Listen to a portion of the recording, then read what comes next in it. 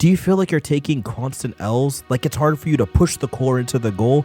Maybe you as a goalie are struggling just rallying the ball back and forth. Well, worry no longer. Hey Knights Nation, my name is Young Falcon and welcome to my top 7 tips to help you climb rank in Omega Strikers. Without further ado, let's get straight into it. Tip number 1 is going to be read up on the striker playbook and configure your settings that best suit you. First things first is you want to go to the striker playbook at the top left when you open up the game and read up on each of the strikers kits so you can get familiar with everyone's moves before jumping headfirst into the match. That way you're not blindsided by things that you find random, and instead you can brush up on a couple of things before you get bodied by them. As for settings, play with whatever you personally feel comfortable with.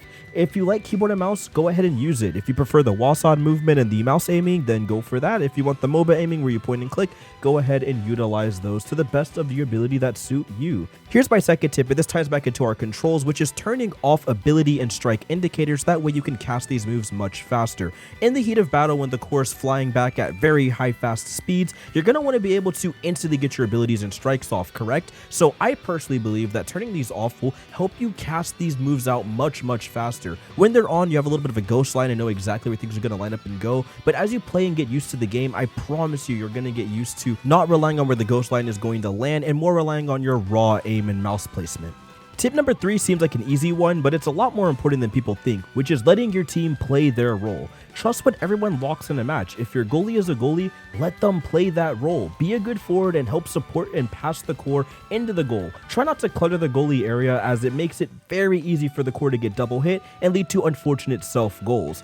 As a tip, this mainly goes for goalies, try not to use your abilities in close quarter situations. This mainly boils down to the fact that abilities have a bit of startup and cooldown, and on top of that, they have hitboxes and hurtboxes where you could shift out of the way of hitting the core and it can slip right past you and go straight into the goal. And speaking of helping out our goalie, another great way you could do that is with our 4th tip here. Positioning is absolutely king.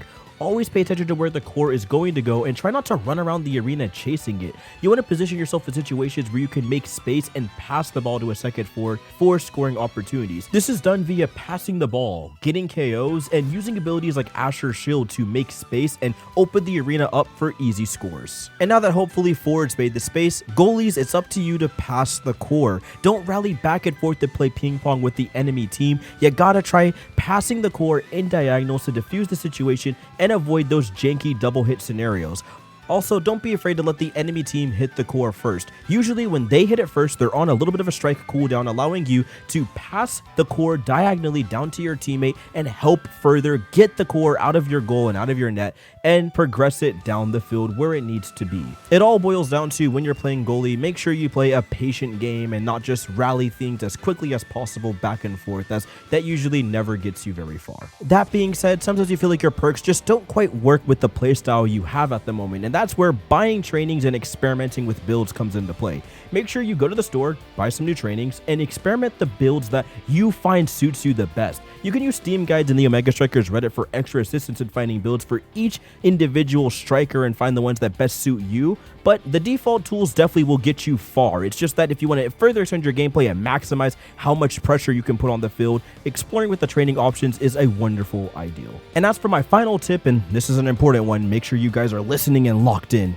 It's okay to lose. At the end of the day, we're all learning how to play Omega Strikers, and the players on your team, the goalie keeping the core away, and even the people you fight against are also in the process of figuring out how this wonderful game works. So it's going to take time to get great at any game, and especially one as complex and nuanced as this when you start digging deep into its mechanics. So make sure you take every loss in stride and use it as a learning moment to grow and shape your gameplay up for the next match. And if you feel like you're still losing a bit too often in solo queue, you always have various discords like the Knights one and of course the Omega Strikers Discord to go and learn and find new players around your skill level to keep grinding and getting better with. That is all from my tips guide on Omega Strikers and learning how to climb those ranks fast. If you have any more ideals, thoughts, or opinions on the tips and things that we've talked about today, make sure you comment down below, leave a like, and subscribe to the channel for more content like this. All right, Knights Nation, thanks for coming out. Wish you guys the best. My name is Young Falcon, and I'll see you guys on the next one.